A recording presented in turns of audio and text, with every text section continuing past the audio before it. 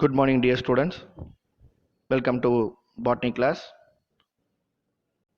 Chapter 2 Classical Genetics. We are continuing. In this chapter, today 2.3 monohybrid cross.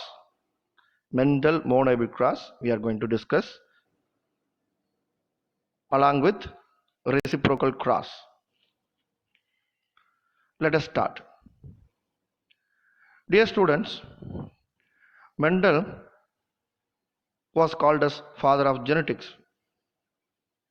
He conducted experiments in plant hybridization. He chosen garden pea plant and he conducted experiments on it.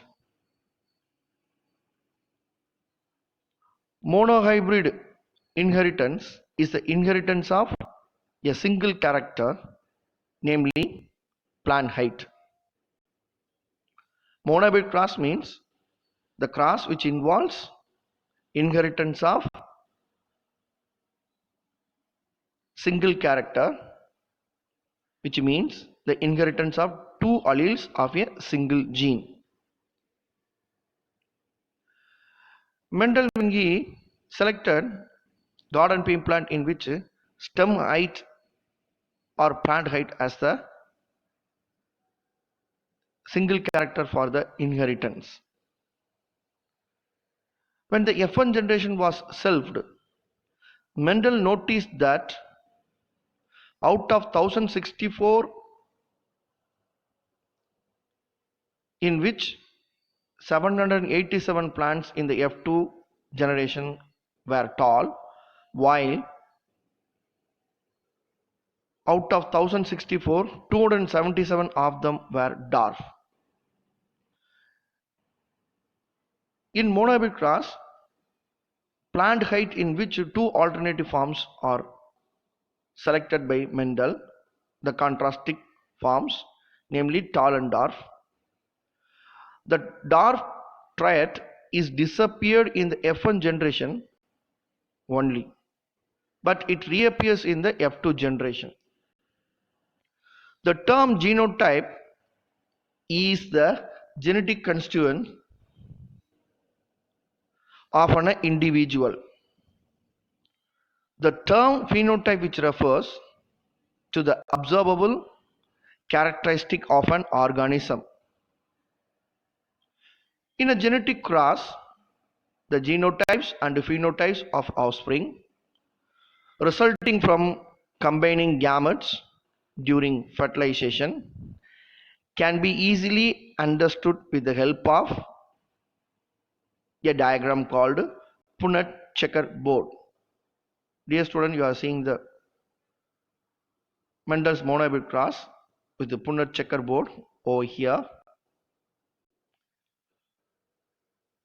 Punnett square, named after a British geneticist Reginald C. Punnett. It's a graphical representation to calculate the probability of all possible genotypes of offsprings in a genetic cross.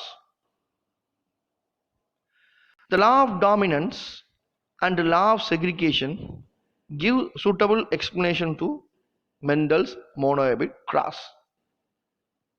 Dear students, Mendel also proves that sex does not influence the result of the monohybrid cross. He explained through by a method called as reciprocal cross. In one experiment, the tall pea plants were pollinated with pollens from true breeding dwarf plants.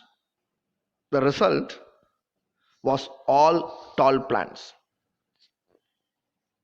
When the parental types were reversed, that means in the second time all tall pea plants were male, whereas the pure breeding dwarf plants were female. What happened? The result which gave only all tall plants. So when the parental types were reversed, The pollen from the tall plants were used to pollinate dwarf pea plant, which give only tall plants. The result was same, that is all tall plants.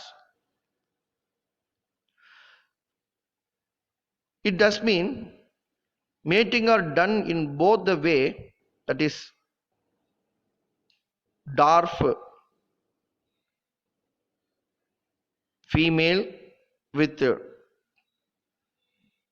tall male or tall female with dwarf male. Mating are done with both the way, which are called reciprocal crosses. The result of reciprocal crosses are same. The result of reciprocal crosses are same. So it was concluded that the trait is not sex dependent. So I am repeating, it is concluded that the trait is not sex dependent. The result of Mendel monohybrid cross were not sex dependent. Keep it in mind. Even though if you change the parental type or if you reverse the parental type,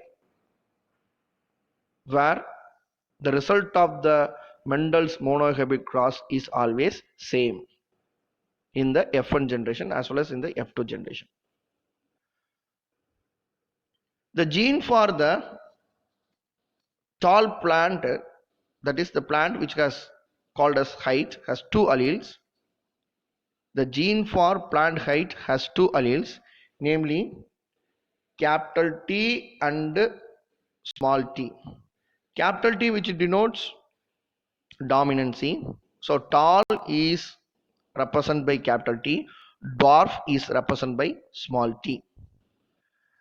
The phenotypic and the genotypic analysis of the crosses has been shown by checkerboard method or by fork line method.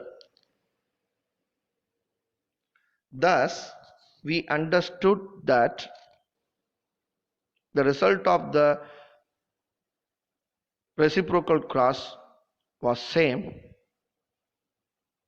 It means that the result of monohybrid crosses were not sex dependent.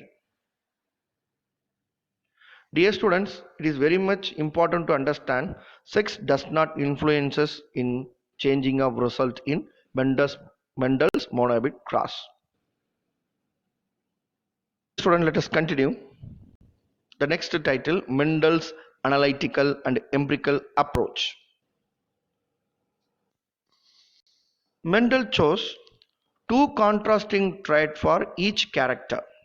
Example, plant height or stem height, in which the two contrasting traits are, one is tall and dwarf. So it seems to be logical that two distinct forms or two distinct factors exist. In F1 recessive trait and its factors do not disappear and they are hidden or masked only to reappear in 1/4 of the F2 generation.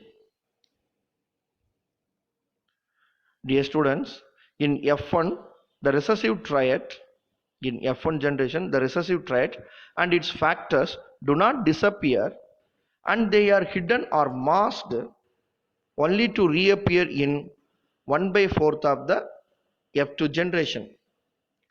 He concluded that tall and dwarf alleles of F1 heterozygote segregate randomly into gametes. Dear students, if you observe in F1 generation of Mendel's monohybrid cross, the result is all were tall but they are hybrid. That means they contain one allele from the tall triad, that is capital T, and one allele from the dwarf triad, that is called small t. So the F1 generation, the genotype is capital T small t. It is called a heterozygote.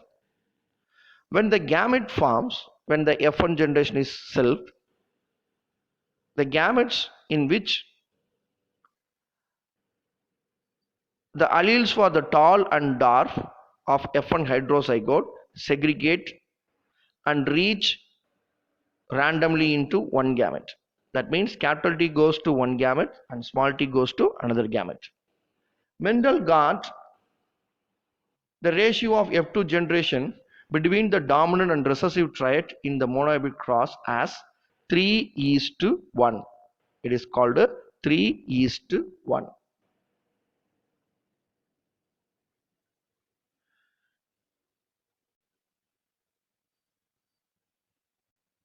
The first scientist to use this type of quantitative analysis in biological experiment. Mendel's data is concerned with proportions of offsprings. Mendel analytical approach is truly an outstanding scientific experiment. Mendel's analytical approach is truly an outstanding scientific approach and achievement. His meticulous work and precisely executed the breeding experiments in garden peat plant proposed that discrete particulate units of heredity are present and they are transmitted from one generation to another generation. Now, at present day, we call these discrete particulate units of the heredity as genes. Mendel's experiments were well planned to determine the relationship which govern heredity triads. This rationale is called as an empirical approach. Laws that were arrived from the empirical approach is called empirical laws. Dear students, from this video you can understand two important points: that if the sex of the parents are reversed, does not influences the result of the Mendel's monohybrid cross,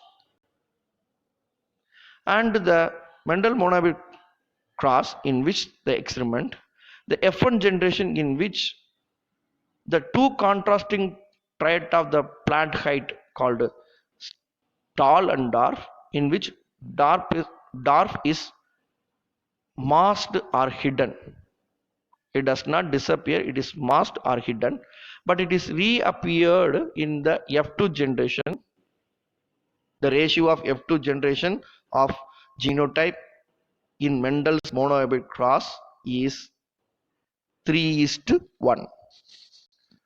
Dear students, you may understood what is monohybrid cross, what is reciprocal cross in detail.